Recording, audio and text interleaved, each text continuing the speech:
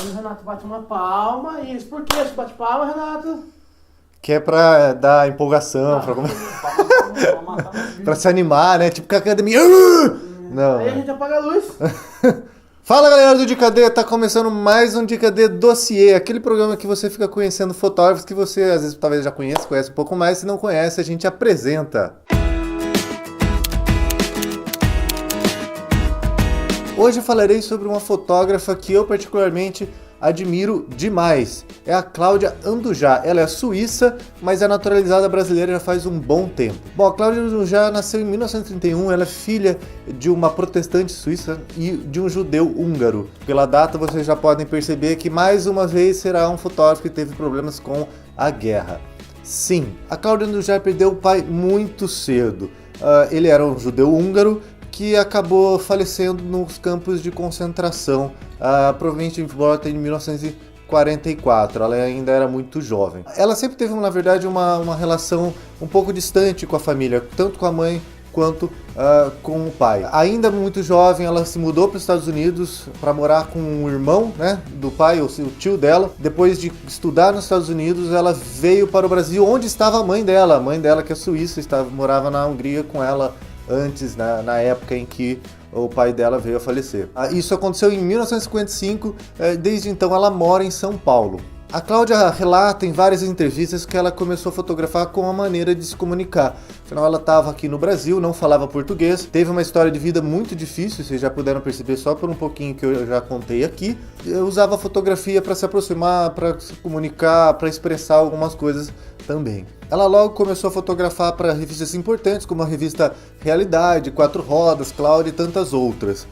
Mas é em 1971 que o trabalho dela realmente muda, que a gente pode dizer que é o trabalho da vida dela. A revista Realidade pede para que ela vá para Roraima para fazer um ensaio fotográfico, fazer uma matéria fotojornalística, e antes de ir ela foi avisada de que ela não deveria fotografar os índios, tá? Os indígenas.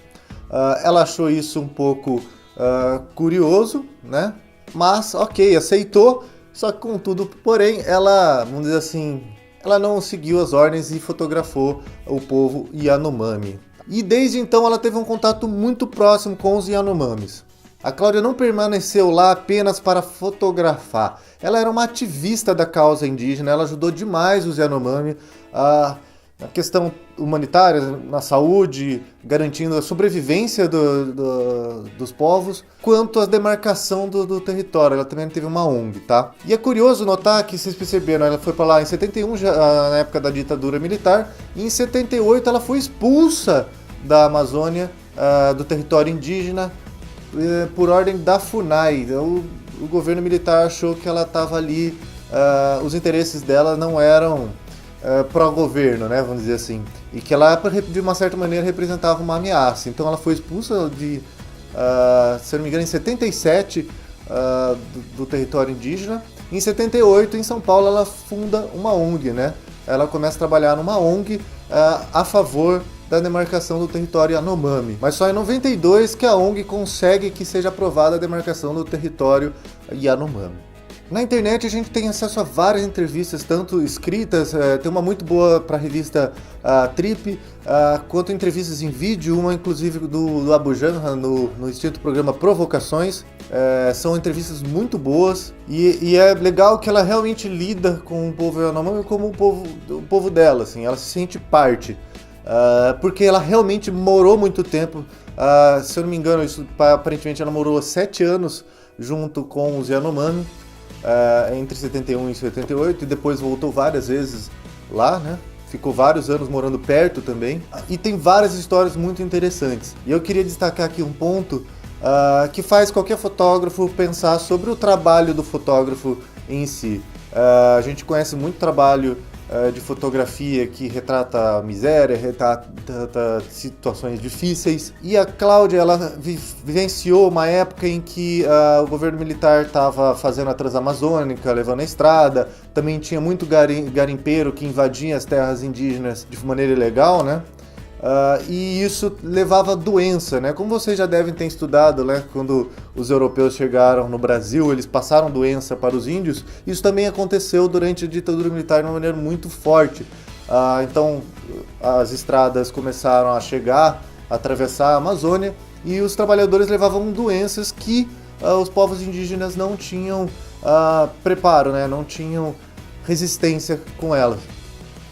Eles poderiam morrer de uma simples gripe. E aí eles entravam em contato com esses trabalhadores, aldeias inteiras foram dizimadas, foram extintas, e os sobreviventes fugiam, iam para as outras aldeias, e as outras aldeias pegavam doença. Então os povos indígenas correram um risco muito grande de serem quase extintos, pelo menos na região ali. Só que a Cláudia até hoje nunca divulgou, não sei se ela chegou a tirar alguma foto dessas aldeias totalmente extintas, né, com todos os habitantes falecidos. E numa entrevista, mais de uma entrevista, perguntam por quê, e ela diz: eu estava muito mais preocupada em salvar vidas e ajudar aquelas pessoas do que fotografar, né? Então eu acho que às vezes é até um tapa na cara de muito fotógrafo, que vocês podem ver fotos que são importantes, a gente não nega a importância delas, só que a gente pergunta, tá, e o fotógrafo está fotografando, e o que ele poderia estar fazendo ali ao invés de fotografar? Então eu acho que esse é um aprendizado bacana, tá? Sobre o trabalho fotográfico dela, eu queria destacar que, assim como é nítido que o trabalho dela não é focado apenas para a perpetuação da fotografia, mas ela também estava interessada em ajudar, em fazer parte, em contribuir pela causa do povo Yanomami, as fotos dela não passam aquele tipo de fotografia de aquele povo coitado, aquele povo primitivo. São retratos muito sensíveis e retratos que mostram uma condição dos indígenas não de pobreza, mas simplesmente da cultura deles, uma proximidade, inclusive, que acho que é derivada do tempo que eles passaram, que ela passou junto com eles. Então não parecem fotos de alguém de fora, né, que está ali visitando por pouco tempo para fazer fotografia. Vocês já viram várias fotos aí, que eu pedi para o Maurício colocar aqui enquanto eu falo, né? Mas eu vou destacar mais duas séries muito importantes dela. A primeira é a série Marcados, que se tornou um trabalho renomado, bem conhecido de arte contemporânea. Vocês podem ver, são várias fotos, retratos frontais dos Yanomamis com plaquinhas de número. E essa foto foi feita no início da década de 80, entre 81 e 83, se eu não me engano. Ela estava acompanhando um trabalho de saúde que médicos queriam vacinar, como eu já falei, por conta de todos os problemas que eles tiveram. Só que tem uma curiosidade muito interessante: os Yanomami não têm um costume, é uma característica cultural deles, eles não têm um costume de falar o nome deles, real.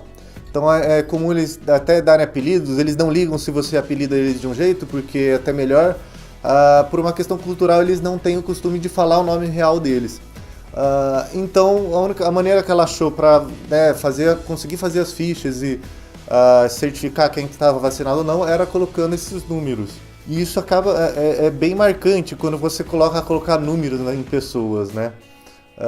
É curioso, assim, é um trabalho que parece simples, mas tem uma carga muito grande ali. E outro trabalho dela, que é o meu trabalho favorito, que são Sonhos Yanomami. Esse trabalho foi realizado entre 1974 e 2003, tá? Foi um longo período, porque tem um trabalho muito grande de pós-produção, sobreposição de cromos negativos, recortes de negativos. A série provavelmente foi feita muito tempo depois dessas fotos serem tiradas, por isso que esse espaço tão longo aí do trabalho de 74 a 2003. Tradicionalmente, as mulheres Yanomami não costumam tomar o pó-alucinógeno Yanomami, que eu não sei pronunciar, porque ao contrário da Cláudia eu não falo Yanomami, mas tá aí o nome, tá? Se alguém quiser pesquisar. E ela relata ter tido contato, ter usado ela 2 ou 3 vezes. Então, provavelmente, Sonhos Yanomami, essa série, é derivado tanto da experiência dela, quanto dos relatos dos Yanomamis, das experiências que eles têm, dos sonhos, né, da toda a tradição, cultura, e os relatos desses próprios delírios, esses sonhos que eles teriam tido. Eu acho um trabalho belíssimo. Ele é poético e, ao mesmo tempo, ele tem uma carga cultural e social importantíssima, tá? Ela é muito conhecida no meio da fotografia, mas menos do que deveria, tá? Então, quem tiver interesse, por favor, vá atrás, ela merece. Ela tá viva ainda, é uma senhorinha muito simpática, Tem um sotaque bem característico, vocês vejam o vídeo delas aí, vocês vão ver o que eu tô falando, tá? Uma coisa bacana é que em novembro de 2015, o Inhotim, o Museu de Arte Contemporânea de Minas, inaugurou uma galeria permanente só com o trabalho da Cláudia Andujá. Então quem tiver a oportunidade de ir, não se esqueça, lembra desse vídeo e veja o trabalho dela. Se você gostou, dá aquele joinha, não deixe de se inscrever e comentar, como eu sempre falo, dê ideias aí de quem que vocês querem que eu fale. Claro, a gente chama esse programa às vezes de dossiê, mas é só uma pitadinha para ver se vocês aí criam coragem de ir mais a fundo nesses fotógrafos tão incríveis. É isso aí e até a próxima.